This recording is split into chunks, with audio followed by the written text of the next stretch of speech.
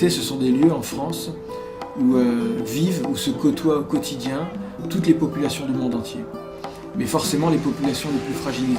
On vit les uns sur les autres, on peut facilement se gêner. On va avoir au même endroit des tas de problématiques sociales très différentes.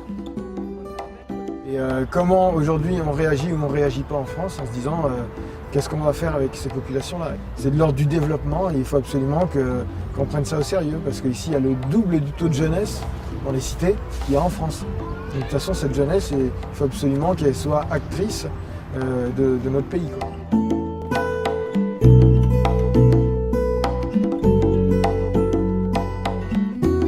Si un nous, on va chercher du travail, sur Paris ou quoi, n'importe où, on vient sur le CV, il y a écrit ce qu'on fait, puis il y a écrit le nom de la ville où on est ou quoi, c'est mort. Quand on a commencé il y a 10 ans, l'intuition c'était de se dire mais finalement ces banlieues, les médias en tout cas nous en montrent une image catastrophique. Moi je les connaissais bien de par mon adolescence et effectivement il y avait beaucoup de problèmes et il y avait deux manières de voir ces banlieues. Soit c'était catastrophique, alors qu'est-ce qu'on fait? On fait en sorte que ça n'existe plus. Soit on le regarde avec un regard de chrétien et on se dit il y a peut-être un trésor dans ces banlieues. On s'est dit on va essayer de regarder qu'est-ce qui s'y passe. La première chose qu'on fait c'est déjà de s'installer, d'y vivre. Et rapidement on va côtoyer les voisins.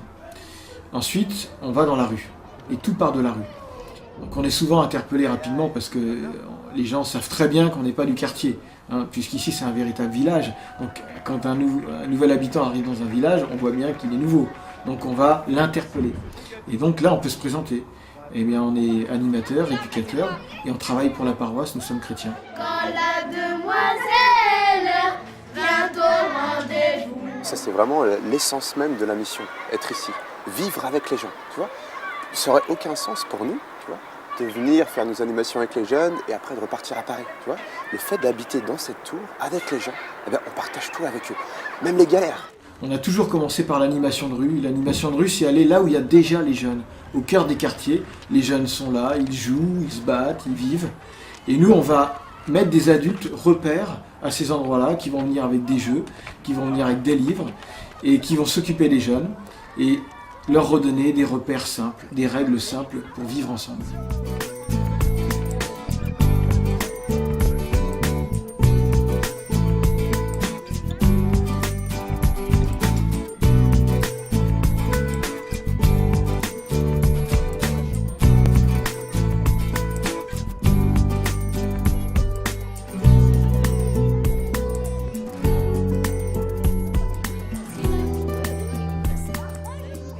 Au quotidien, on a un travail professionnel, social et éducatif pour les jeunes, mais pour les familles, pour les personnes seules, pour les plus pauvres.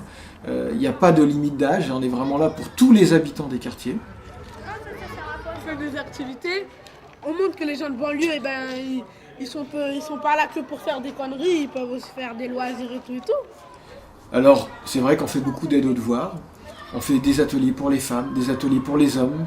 On a un centre de loisirs, on emmène les jeunes en vacances, on emmène aussi les familles en vacances pour prendre l'air de ces quartiers.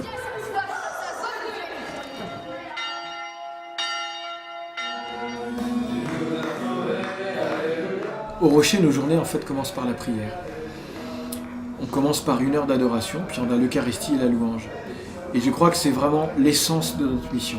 Ce cœur à cœur avec Jésus, amour, eh bien, va nous donner, je dirais, l'énergie, l'essence, pour pouvoir, nous aussi, aller aimer tous les autres, même celui qui n'est pas aimable. La pauvreté, c'est pas toujours le petit pauvre qui a faim et qui est gentil et qui te dit merci. C'est aussi celui qui n'est pas agréable et qui te dit pas merci.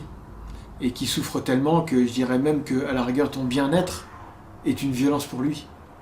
Ça, c'est le plus dur. C'est plus dur parce que nous, chrétiens, on a choisi de l'aimer tel qu'il est et de faire confiance au temps. Et c'est vrai qu'avec le temps, petit à petit, on a vu les plus durs, les plus violents devenir les plus doux. Mais comme on sait qu'on a mis Jésus dans le coup, eh bien nous aussi, d'un seul coup, on a beaucoup plus de patience. Et donc on n'a plus envie de changer les choses en un coup de poing, on a envie de changer les choses quand l'autre sera prêt, puisque l'autre est devenu notre frère et on l'aime. C'est vrai, souvent on donne une image un peu dure de la cité, un peu fausse, où il y a tout le monde qui vend de la drogue, que des fous, tout ça. Alors qu'il y a plein de belles choses. Il y a des mecs comme ça, par exemple, en cité. Tu vois. Ouais, Quand on voit un mec comme ça, on veut que le monde entier voit. demande à lui, demande à lui. Où il y a des filles, ben, comme ça. Demande à lui, et lui. Le jeune, il n'a pas seulement envie qu'on fasse de la gestion avec lui. Il a soif d'apprendre, il a soif de grandir. L'idée du rocher, elle est là aussi. Si vous prenez un rocher et vous mettez des jeunes dessus, le jeune, il va avoir envie de grimper le rocher. Et c'est l'idée de l'ascension. Et quand vous cherchez votre chemin, quand vous êtes loin, si vous voyez un rocher au loin, eh bien vous allez dire « Ok, je vais prendre ce rocher comme repère ». Et au rocher, on va essayer en permanence de monter des activités, soit pour les jeunes, soit pour les familles, qui vont être dans ces deux idées. L'idée du repère et l'idée de l'ascension. Avec ma femme et nos 4 enfants, on continue à habiter en cité. Ça fait 10 ans maintenant qu'on y habite, et tous nos enfants y sont nés. On habite dans des appartements soit en famille, les célibataires habitent en fraternité, donc ils habitent à plusieurs. Et je crois que là, il y a une vraie joie de vivre en communauté, quoi, cette mission. Et on prend aussi du temps pour s'amuser entre nous. Hein. Je veux dire, c'est très important de prendre ces temps fraternels. C'est bien au-delà d'un simple travail. C'est vraiment un mode de vie. Et d'ailleurs, ça interpelle aussi nos amis.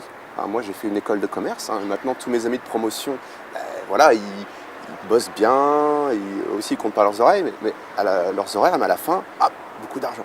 Et en fait, quand je leur témoigne un petit peu du mode de vie ici, où on travaille aussi énormément, mais finalement l'argent, on n'en a pas, mais on fait sans, mais ça les interpelle beaucoup. Et on est payé largement, au-delà avec autre chose que de l'argent.